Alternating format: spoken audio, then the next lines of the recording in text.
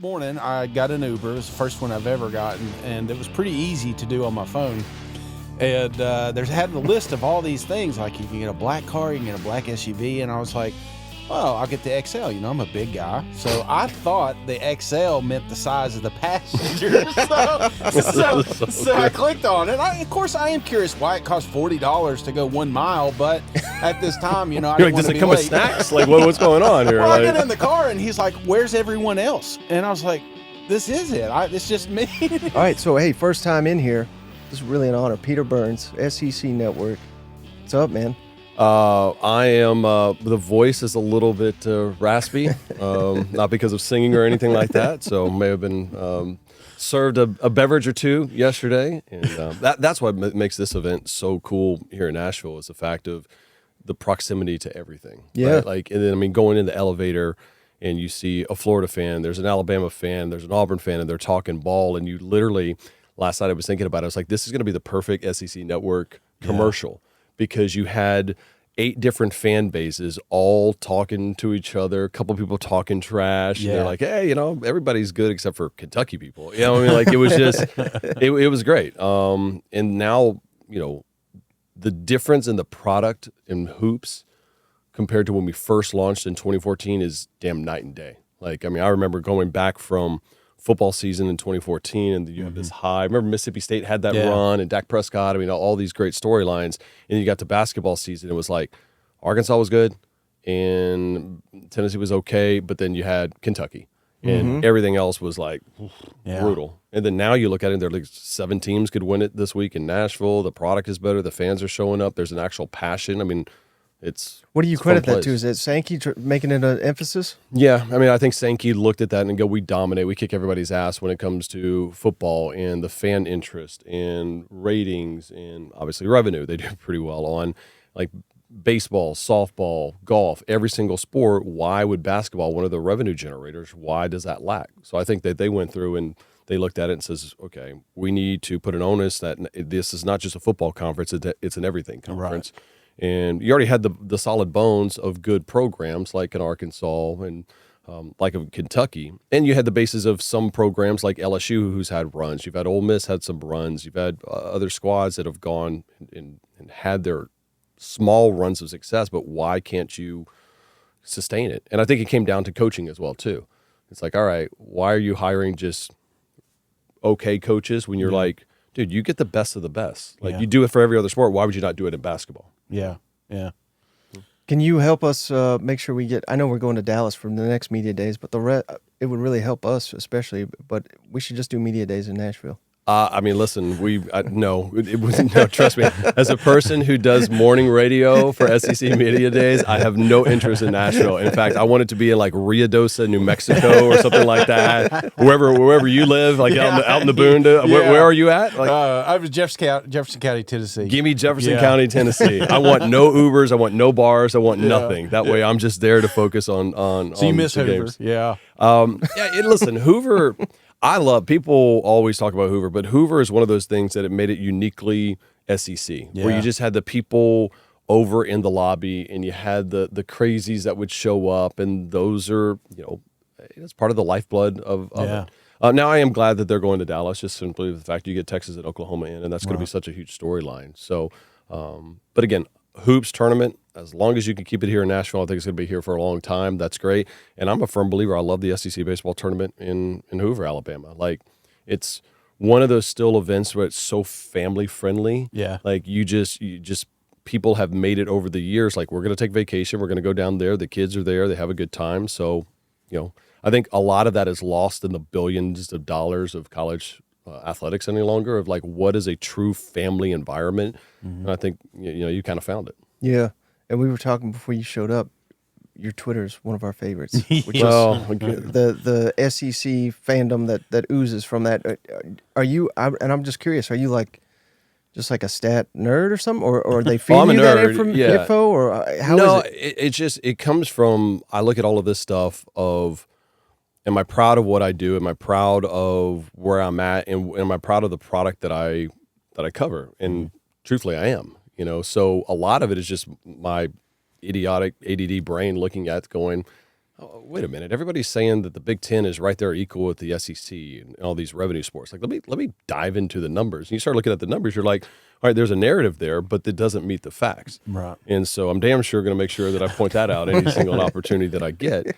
And vice versa, you also have to be able to eat crow too when you get things wrong. Like the whole Michigan thing situation this year, I was pretty strong on that. I probably had to turn off the DMs for a while and the Twitter mentions as I got Wolverine fans all in their feelings about it.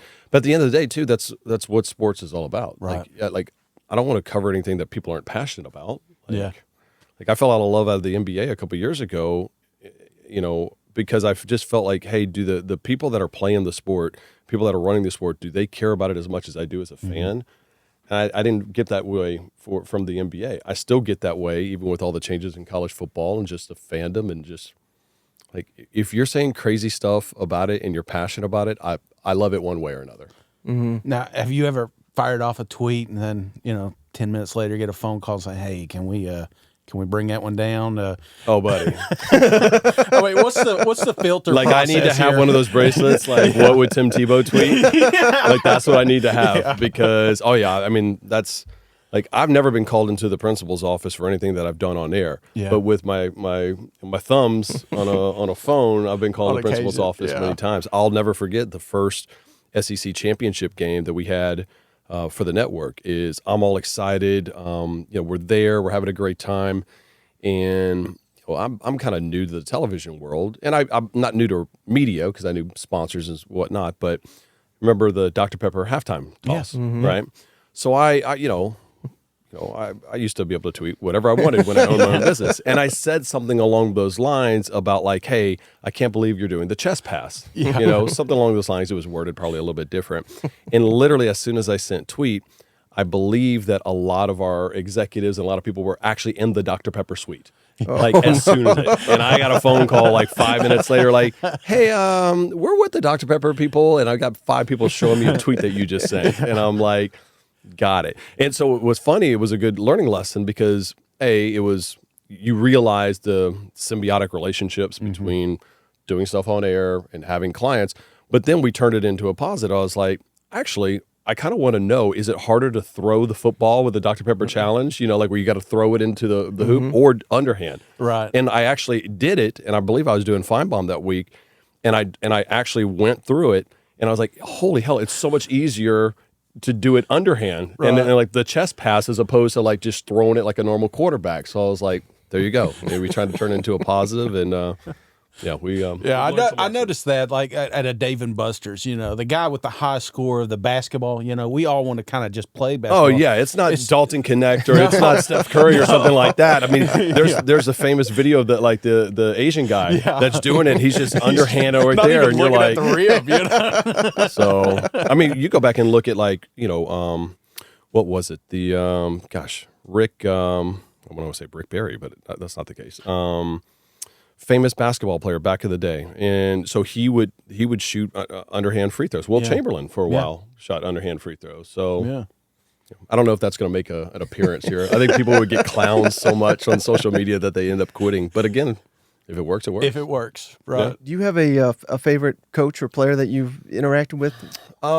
It's such a loaded question, like because there's so many people in different parameters. Like I love Saban. In covering him because there was legitimately a process. It was his brain was always working. Kirby Smart. I mean, Kirby is as intense of a competitor as I've ever met in my life. So funny story. So we used to do this thing called the Chick-fil-A Peach Bowl Challenge, and it was where a lot of golfers would, the coaches would select one player and they would play in the Chick-fil-A charity event, and it would be out at Lake Oconee.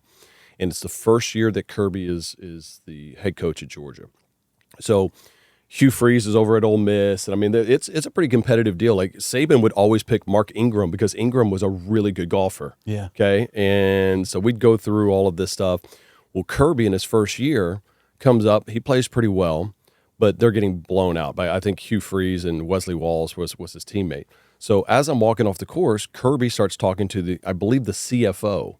Okay, of Chick-fil-A. Not the person running the tournament, like the chief financial officer of tens of thousands, one of the largest, fast food corporations, the CFO, and he's like, yeah, this Kirby voice about, we need to make sure there's some handicaps in this thing because I play some golf with Hugh, and I don't know about his handicap. And Gus Balzan, I mean, my God, I play a lot of golf with Gus and stuff. And so I'm thinking it's kind of a fun conversation. He's just kind of ribbing him. I go get some water or whatever. I come back a good 6-7 minutes later. And Kirby is just like, I mean, I'm just telling you, if you're going to have a tournament this way, and this poor CFO is like, buddy, I don't know what I'm supposed to do here. But it was a really good insight of how Kirby works. Like, if he's going to get in something, he's going to be after your ass, no matter if it's a charity golf tournament, if it's recruiting, if it's, whatever. And he gets that actually from his wife, who was a former basketball player, and like, they're huge competitive. Like, one time we were shooting something over SEC Network, and me and Kirby, he's showing me all the football facilities, and they have like a little Pop-A-Shot thing there. Mm-hmm. So I was like, let's stop. We'll film some Pop-A-Shot there. And his wife just happened to be in the building, and she was like, hey, I'm going to take the kids there. And she's like, oh, y'all doing Pop-A-Shot? We're like, yeah. And they're like, oh, I want a piece. So she comes up, and then she hits 18. Kirby hits 17, and he's so pissed off. He's like, no, we're going to do it again. And I'm like, that's, I was like, I love it. Like, it's the competitive nature of all of it. Hoops wise, right now, Lamont Paris is kind of an interesting story. At South Carolina, kind of a calm, collected guy. You got Bruce Pearl on the other side, who is just it's a character, man. Yeah. I think that's what I like most, is that we've got so many different parts of the spectrum in all different type sports. Like, one of my favorite that comes to mind is Beth Torina, the softball coach at LSU. And I love Beth. They're actually playing really well this year. And so she'll come on my SiriusXM show. A lot of coaches, they have their own lives, and they're in the building early. Every time that Beth will call in to do my radio show, she's legitimately like in carpool line with her kids. Like, she's doing she's listening to Taylor Swift, and she has to turn it down and tell the kids to hush while she drops them off. And I'm like, this is a successful coach, arguably one of the best in the sport, and they're just normal people. I think that's what we fail to realize, is like, these people just, they're messed up. I mean, they're fun. They're great too, and they don't order Uber XLs like some people. Have you told that story? Like, no, you have to tell the story. I mean, you're on camera now. So I'll rehash it. So this morning I got an Uber. It was the first one I've ever gotten, and it was pretty easy to do on my phone. And there's had the list of all these things, like you can get a black car, you can get a black SUV, and I was like, oh, I'll get the XL. I'm a big guy. So I thought the XL meant the size of the passenger. So I clicked on it. Of course, I am curious why it costs $40 to go 1 mile. But at this time, I didn't want to be late. Does it come with snacks? Like, what's going on here? Well, I get in the car, and he's like, where's everyone else? And I was like, this is it. It's just me. So internally, now that I know what that means, I'm sure he's like, man, I hit the gold mine with this kid. I mean, I'm surprised he didn't ask me for a ride back, when he dropped me off. Yeah. Like, I can pick you up as well, too. Like, Uber XL. Well, let me ask you, because you're a busy guy, and I've always been curious, watching you on TV and stuff, like behind the scenes, especially during football, what is like a normal Saturday for you? How does that, like, do you get up at 2 a.m. to get all the stuff you need accomplished that day, or only if the kids are up that early? No, I mean, it's for us. What people don't understand for like my gig, the easiest time of year is college football season. Yeah. Now, it's the biggest because everybody talks about it. It's the most interest and the fan base, and the money, and all of that stuff. But it's easy because we're only talking about college football. Right. Like, in the spring, I'm doing men's hoops, women's hoops, softball, baseball, men's and women's golf, gymnastics, all of those sports. So we have a bunch of stuff in the spring, and we travel a lot. But for football season, you're just geared there. So it's actually great. So, we'll get into studio like around probably 8:30 or 9. Yeah. And then, of course, we have SEC Nation that comes from site. But then I'm back up. So, like, if anything ever happens and we have a weather issue or whatnot, they're like, all right, let's throw it back to Charlotte where our studios are at. So I'm kind of on backup there. And then I'm just watching games. It's legitimately, I hope my bosses don't watch this, but I'm like, I would do it for free because I'm sitting there, I'm like, I get to hang out with Chris Doering, who's one of my best buddies, and Benjamin Watson and all these guys. And I'm like, guys that I watched grow up play, Takeo Spikes. I'm like, I get to sit here and watch them watch games. Yeah. Like, it's It's like what fundraisers are built for. Absolutely. And this is what I get the chance to do. So then we legitimately talk about it. They're so passionate about it. And then we just kind of take those conversations we have that we're watching the games and just do it for a halftime show and then the next show. And then at the end of the night, you're just like, dude, that was awesome. Yeah. You know, it's. Do you ever get done and you're just like maybe talking with someone and you're just like, I can't believe I'm talking to this person every day? Is there one like maybe right an now, athlete or something? He's doing it right now. Well, yeah, the Uber XL legend, the Uber XL legend. Well, the first day we launched the network, I remember getting the phone call and I'm scared shitless. I don't know if you can curse, but yeah. just blurb it out. Hell yeah. Because I'm like, I've never done television. Yeah. Like what? I mean, I'm such a fraudulent person. I'm going to do one show and they're going to be like, don't cancel the contract, right? So they call me and they're like, we're sending you down to Baton Rouge for your first show. I'm like, this is great. I'm born and raised in Port Allen, Baton Rouge. I'm a diehard LSU fan. You see the Sox. I mean, I'm all in on the Tigers. And they're like, yeah, you're going to interview Les Miles. I'm like, oh my God, that's great. They're like, and you'll talk to Jacob Hester. I'm like, that's my hero.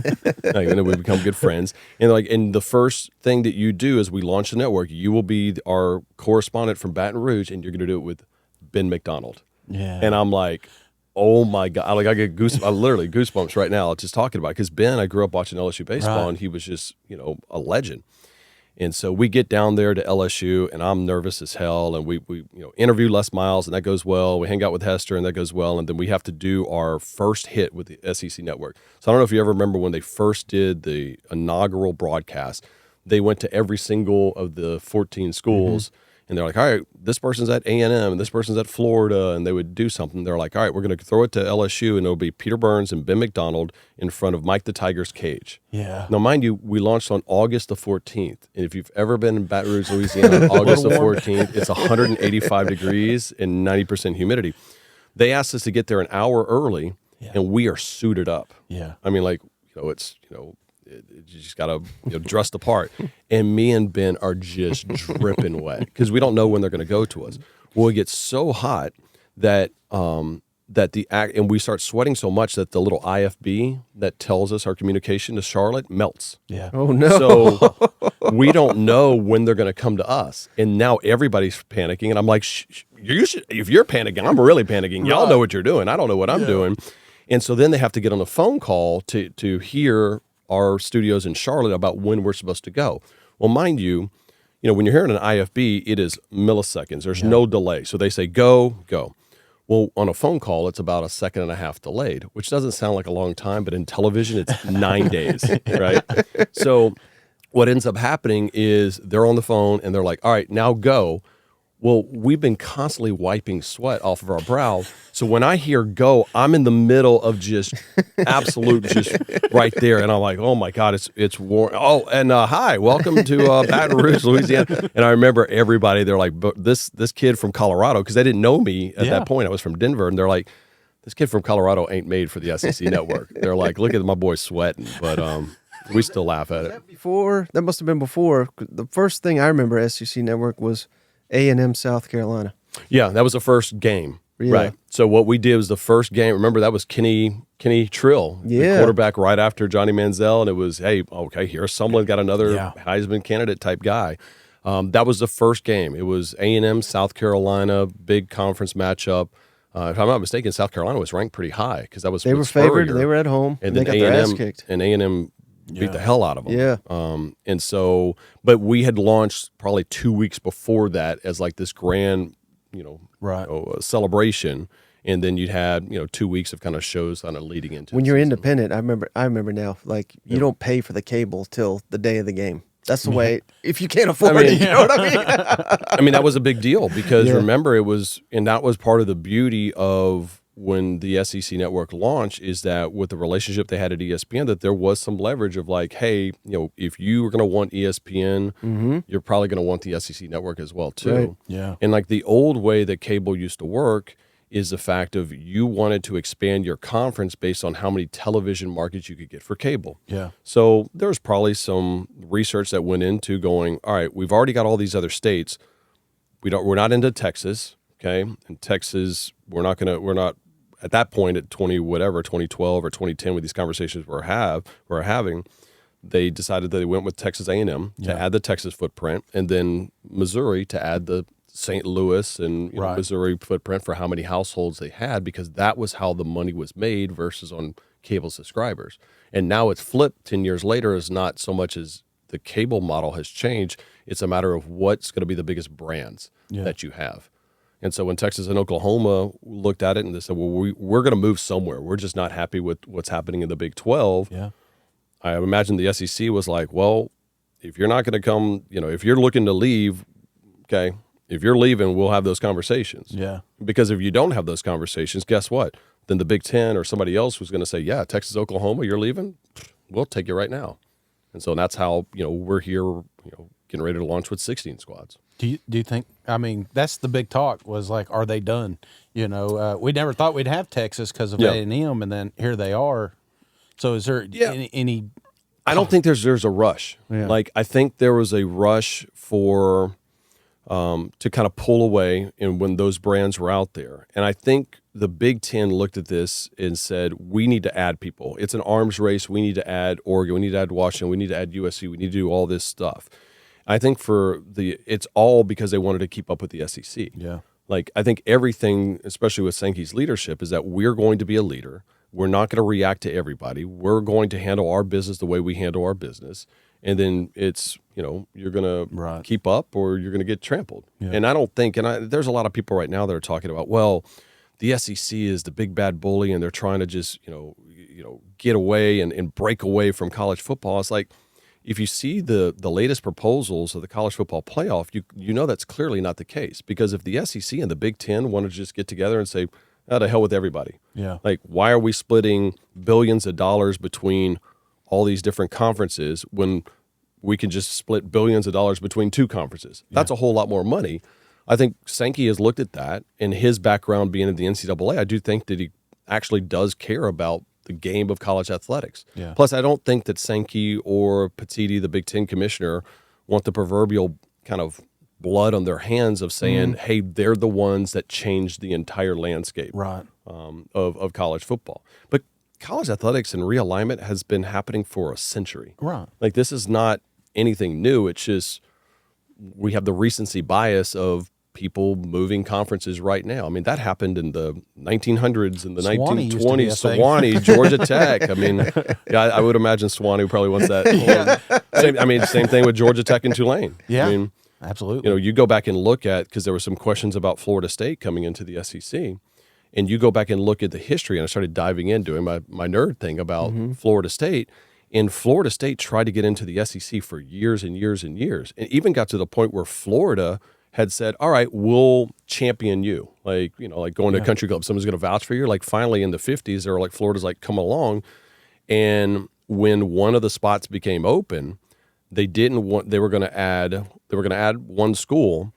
And then they decided, well, it's either going to be them or Memphis State, which is now just Memphis. Yeah. Oh, and wow. they just decided, you know what? We can't decide which one we're going to do. Let's just back away from the whole thing. That's crazy. And so you think about those small decisions of, Georgia Tech and Tulane, where they're at right now, respectively. Like, people don't understand. You go back to the history of it. Georgia Tech was much more dominant than Georgia. Right. Okay, back in the 30s, 40s, 50s, or wherever it was.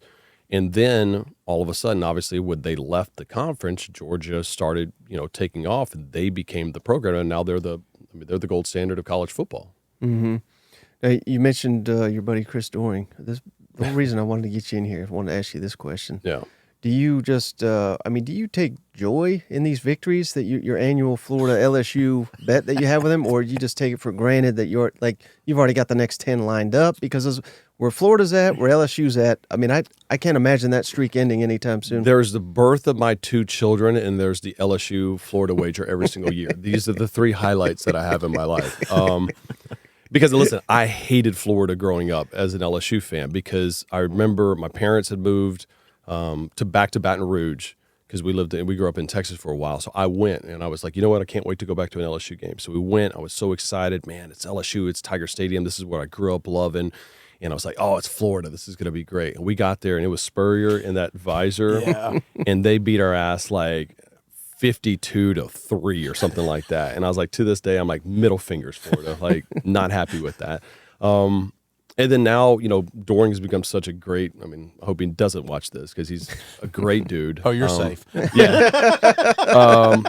No, he might search for his name. You never know. But he's a great teammate. He always shows up. No matter if we're talking, we could be talking about South Carolina softball on our Sirius XM show, and he's like, yeah, dialed in. And so he's got that, kind of walk-on mentality. That's great.